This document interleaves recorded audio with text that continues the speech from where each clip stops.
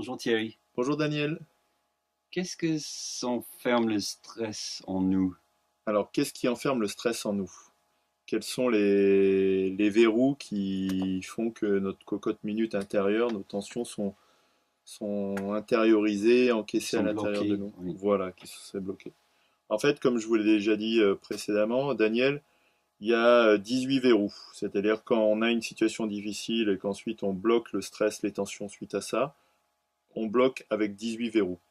Il y a 8 verrous qui sont corporels, et ça vous les avez vus avec le diagramme que je vous avais présenté.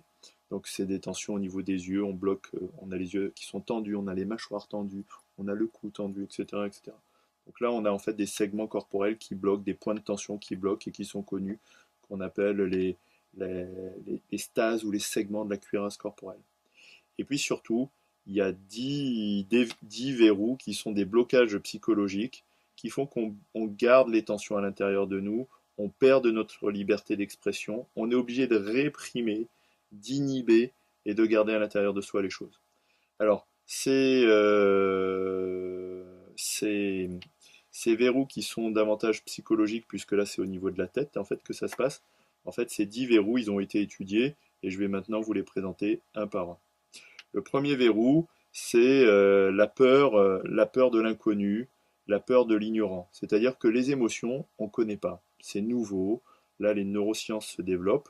Et en fait, pour la plupart des gens, les émotions, c'est la boîte noire à laquelle il ne faut pas toucher, c'est l'inconnu, on ne sait pas gérer. Donc en fait, on a peur des émotions, donc on préfère hop tout bloquer et ne pas s'occuper de ça, puisqu'on ne sait pas gérer, on n'a pas le mode d'emploi. Le deuxième verrou, c'est la loi du silence. C'est-à-dire que socioculturellement, en fait, on apprend aux gens, puisqu'on ne sait pas faire, à ne rien dire, à ne rien faire avec leurs émotions, avec les émotions, et plutôt à réprimer, à se taire. Et donc, on entend souvent les gens dire, tais-toi, ne dis rien, oublie, C'est notre petite secrète. c'est notre petit secret, n'en parle à personne. Et donc, en fait, les gens se taisent et on la ferme, quoi, comme on dit. Le troisième verrou, c'est la honte sociale par rapport à ça. C'est-à-dire que si vous êtes dans un groupe et que tout le monde ne dit rien, personne ne parle et que les émotions c'est complètement tabou, eh ben vous ne parlez pas en fait, hein. Il y a des tests qui ont été faits par les psychologues. Si vous prenez 10 personnes qui ont un comportement, et ben la 11e, elle va s'adapter socialement en fait. Donc il y a une pression sociale, un conditionnement social qui fait, moi j'appelle ça la honte sociale, qui fait qu'en fait, on réprime ses émotions comme tout le monde, on fait comme tout le Oui, monde. comme les hommes, il pleut pas, parce que c'est comme ça. Voilà, c'est comme ça. C'est comme ça, donc on fait comme ça. Ça, c'est le troisième verrou. Le quatrième verrou, c'est le devoir de gratitude. C'est-à-dire qu'en fait, on a appris que quand quelqu'un nous fait du mal, petit, on nous a appris que quand il y a quelqu'un qui nous fait du mal, et que cette personne est une figure d'autorité, on nous a appris à la respecter. Même si la maîtresse est méchante, même si maman est violente, eh ben non, non, on veut pas en entendre parler, il faut dire bonjour à la maîtresse, il faut être gentil avec papy, et on s'en fiche en fait de la vérité, des violences. De mettre en question son comportement. Voilà, on remet pas en question les figures d'autorité, les figures parentales. On sacralise en fait l'image du parent, l'image du professeur. On fait croire aux enfants que ce sont des êtres parfaits et on leur dit de se taire. Vous et moi, nous sommes parents et vous savez très bien qu'on n'est pas parfaits. Loin de ça.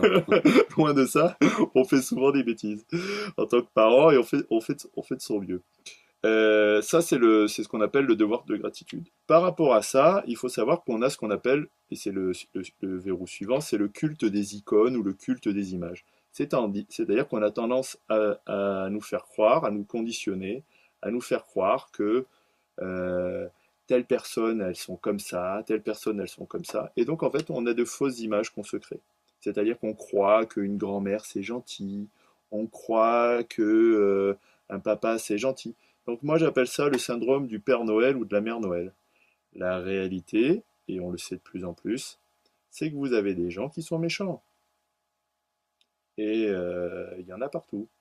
Et donc en fait, il y en a partout parce qu'il y a les gens méchants, je vous l'ai déjà dit, ce sont des gens souffrants. Donc il n'y a pas de méchants, il n'y a que des gens souffrants. Et comme de la souffrance, il y en a beaucoup, il y a beaucoup de gens qui sont en souffrance et qui font du mal aux autres. Et ça, on ne veut pas en entendre parler. On dit, mais non, il est gentil, c'est le papier, etc. Donc on est dans le culte de l'image, et on préfère une belle image à la réalité des faits. Ça, c'est le point suivant. Ensuite, le verrou suivant, c'est ce qu'on appelle la justification, c'est pour ton bien.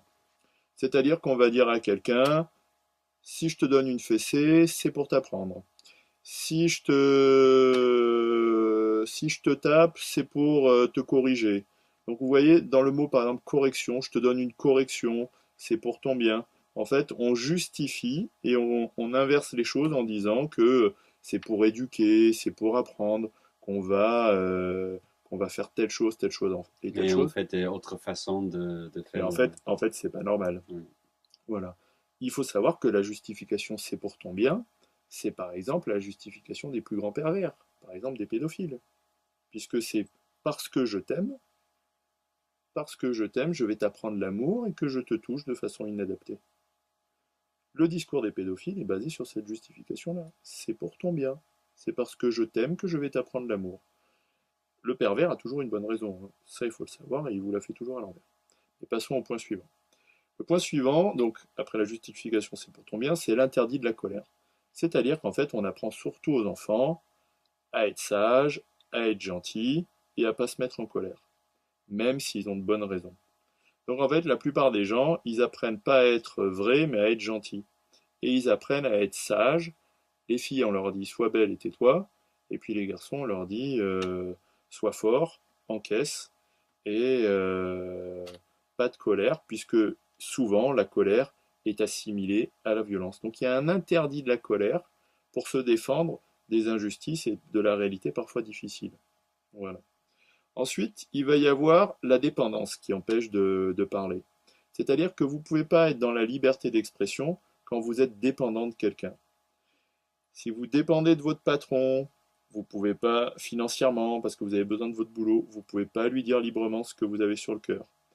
Un enfant, il est dans la même situation. Il ne peut pas parler librement à ses parents parce qu'il est en situation de dépendance.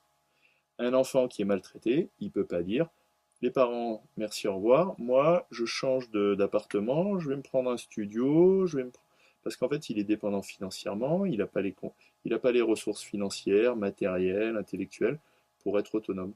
Donc, quand on a trop besoin de quelqu'un, en fait, on n'est pas libre, on peut pas être libre de s'exprimer. On le voit aussi, par exemple, quand il y a une dépendance financière chez les adultes, où là, on ne peut pas se permettre de dire tout parce qu'on dépend de l'autre au niveau du porte-monnaie. Ensuite, vous avez le dernier verrou, ça va être la menace si tu parles. C'est-à-dire qu'en fait, la personne, on va lui dire, si tu t'exprimes, si tu dis la vérité, on va dire que tu es folle, on va dire que on va plus te parler, Tu as menti. que tu as menti, Mhm. on va rejeter la personne, on va la désocialiser, on va la placardiser, etc. Ce qu'on voit par exemple en entreprise. Ça aussi, c'est une façon de bloquer l'expression, de bloquer la liberté de parole et la liberté d'expression. Voilà, je pense que on a fait le tour. Et voilà donc pour les 10 verrous au niveau psychologique, Daniel. Merci Thierry. Je vous en prie.